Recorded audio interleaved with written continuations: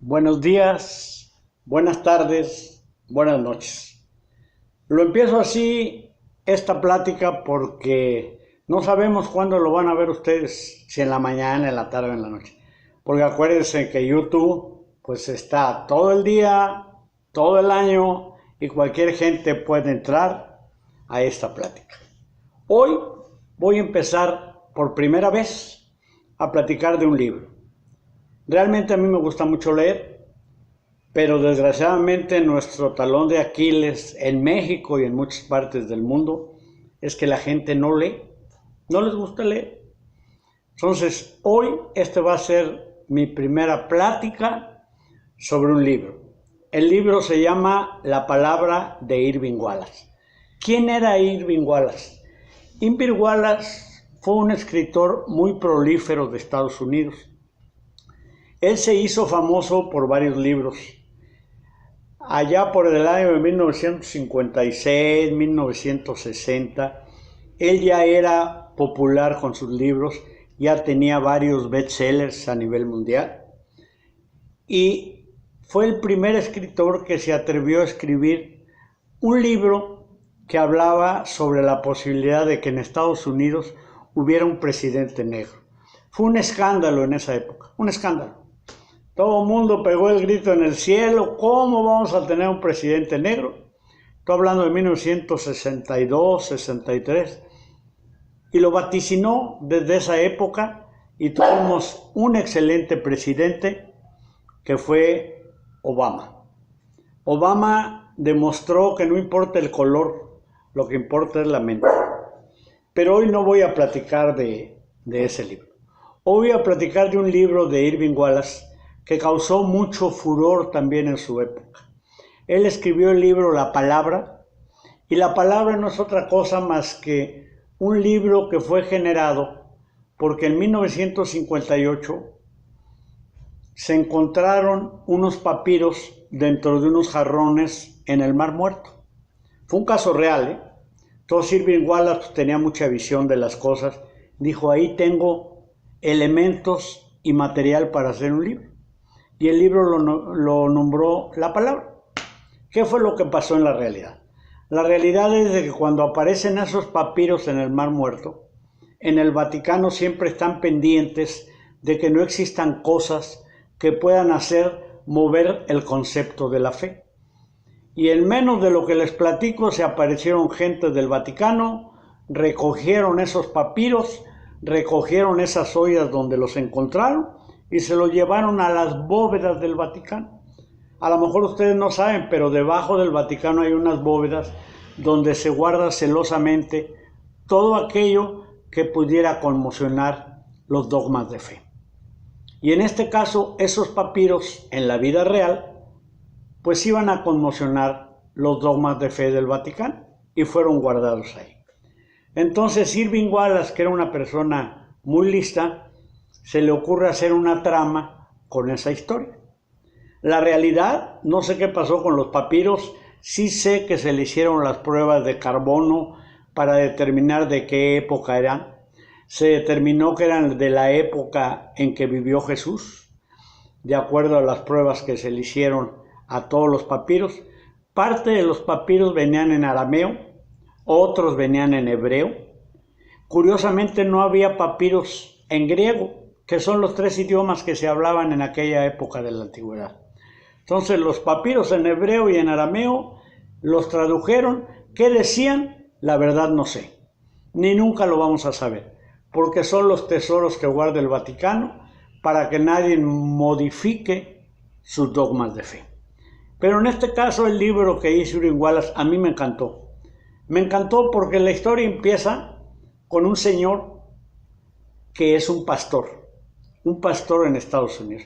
Voy a tratar de resumírselo lo más posible. Si por alguna razón, porque el tiempo nos gana, no lo puedo hacer en un solo video, acuérdense que yo estoy limitado más que con 15 minutos para platicar con ustedes, pero hago el video número 2, así es que no se mortifiquen. Por lo pronto quiero que me compren la idea de que este señor empieza su libro con un señor que es pastor en Estados Unidos y tiene un hijo. y el hijo crece con él muy a disgusto, porque se da cuenta que lo que su papá predica en la religión, no voy a hablar de una religión en especial, en la religión, no lo practica en la vida real, hace todo lo contrario. Que eso ya sabemos que hay muchos sacerdotes, dependiendo de cualquier religión que practiquen, que una cosa hablan en el púlpito y otra cosa la hacen en la vida real. Entonces, ahí empieza la trama de este libro. Este muchacho a los 15, 16 años ya no soporta al papá y se va de la casa. Y el papá sigue con sus tropelías. Hasta que murió, siempre fue un hombre de dos caras. Una cosa practicaba de la fe y otra cosa es lo que realmente vivía en su casa y en su vida privada. Entonces, este muchacho se va al mundo, por su cuenta estudia y se mete en esos años a ser un publicista. Y como era una persona muy avispada y muy lista, llega a ser uno de los publicistas más importantes del mundo y hace mucho dinero. Pero nunca regresa a la casa donde vive su padre, en un estado de la Unión Americana, y se dedica a vivir de una manera tal que se hace dispensioso, duda de todas las religiones del mundo, porque acuérdense que hay más religiones que niños felices. La fe produce mucho dinero y normalmente la fe está basada en el temor que si tú no practicas X o determinada fe, no vas a ganar la gloria. Y él se vuelve un rebelde de eso, ese publicista, ese muchacho que conoció la otra cara de la moneda con su propio padre. Y pasa el tiempo, él mismo se entera en el libro, y ahora este sí es un relato del libro, que unos papiros son encontrados en el Mar Muerto por esos años de 1958. Pero no le presta mucha atención a ese hecho. ¿Y qué es lo que va pasando? Que en el Vaticano, cuando descubren que esos papiros hablan de Jesús, pues se hace un cisma con el Papa en turno, con los ministros en turno, con los cardenales y toda la mafia que tenemos dentro de la secta religiosa. Sin esto demeritar lo que es la fe. Hago la aclaración. Una cosa es la fe y otra cosa son los seres humanos que intentan practicar esa fe. Entonces se arma un argüende para efectos del libro y de repente dicen, oye, según esto, los papiros que encontraron hablan de que ese ser maravilloso que murió en la cruz, no murió. Lo bajaron de la cruz y estaba vivo. Y resulta que vivió 5 años más. ¡Wow! 5 años más, ¿sí? Y estos papiros hacen un relato de esos 5 años. Entonces ya con la traducción que traemos del arameo y del hebreo, tenemos algo maravilloso, lo que lo pensaron los jerarcas de la religión del Papa. Acuérdense que todo es un libro, se llama La Palabra de Irving Wallace. Y al descubrir que tienen un material muy valioso, deciden y toman la decisión de hacer la Biblia 2. ¡Wow! Imagínense, la Biblia 1 es el libro más vendido de la historia. Para efectos de este libro de La Palabra de Irving Wallace, él empieza a manejar conceptos y dice, vamos a hacer la Biblia 2. Y los jerarcas religiosos, ¿qué es lo primero que hacen? Pues se juntan con las gentes del mundo, que son los que tienen el mayor poder adquisitivo, y les proponen el plan, y se desarrolla ese plan para efectos de este libro, La Palabra de Irving Wallace. Por si alguno de ustedes lo quiere comprar, está en cualquier librería. Y empiezan a hacer, ¿cómo le haremos? Lo primero que necesitamos es un publicista de renombre. ¿Y quién creen que es el publicista? Pues el muchacho aquel que es el hijo del pastor, que hacía todo lo contrario de lo que predicaba, y lo buscan, pero él es un ateo, él no cree en ninguna religión por lo que le tocó vivir con su señor padre. Por fin lo contactan, lo encuentran y dicen, tenemos un gran negocio para ti, hay varios publicistas en el mundo muy famosos, pero tú llevas mano. y te queremos proponer que manejes lo que traemos nosotros entre manos, sacar una nueva Biblia. Tenemos pruebas contundentes de unos papiros que fueron encontrados en el Mar Muerto y a ti te va a tocar hacer la promoción a nivel mundial. Para esto ya estamos nosotros muy avanzados y como queremos que sea un éxito, lo primero que vamos a hacer es que cada hoja de esos papiros la vamos a imprimir en diferentes imprentas del mundo para que esas planchas que se van a hacer, nadie sepa de lo que viene posteriormente. Y ese era el plan. El plan era que cada hoja de los papiros traducido del arameo y del hebreo se hiciera en los principales idiomas que se hablaban en el mundo. El inglés, el francés, el español, el ruso, los diferentes idiomas. Y él recibe esa tarea y empieza a ver que le van a dar mucho dinero.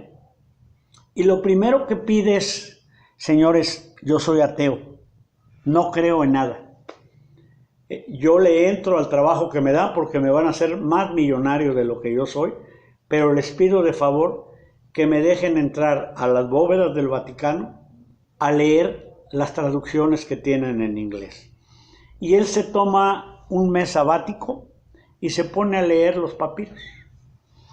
Y le causa tanta conmoción leer lo que dicen esos papiros que él sale creyendo en la fe de Dios a través del cristianismo. Tiene un cambio radical, pero hay algo que le llama la atención. El último papiro está cortado a la mitad, de manera diagonal a la mitad. Y él pregunta, oye, ¿qué pasó con esa parte? Y le contestan los jerarcas religiosos, nunca la encontramos. Nunca supimos qué dice esa parte. Pero si a ti, que eres un ateo, te ha convertido a nuestra fe, imagínate lo que vamos a hacer en el mundo. Vamos a reforzar lo que es la fe. Vamos a poder decir que esa fe ha renacido. Y tú vas a ser el responsable de esa campaña publicitaria. Y aquel hombre, pues por primera vez, a la edad de 40 y tantos años, cree en algo. Cree en esos papiros, cree en la Biblia 2, y ahorita, en este momento, voy a tener que suspender la plática, porque ya tengo casi 13 minutos de los 15. Pero no se preocupen, ahorita voy a seguir grabando y voy a subir otro video, y aquí nos quedamos, en que el señor ateo se hace converso, se hace un creyente de la fe y se compromete a utilizar toda su energía y toda su fuerza para poder programar el nuevo libro que está haciendo en este libro de la palabra de Irving Wallace, la Biblia 2. Hasta luego, cuídense mucho.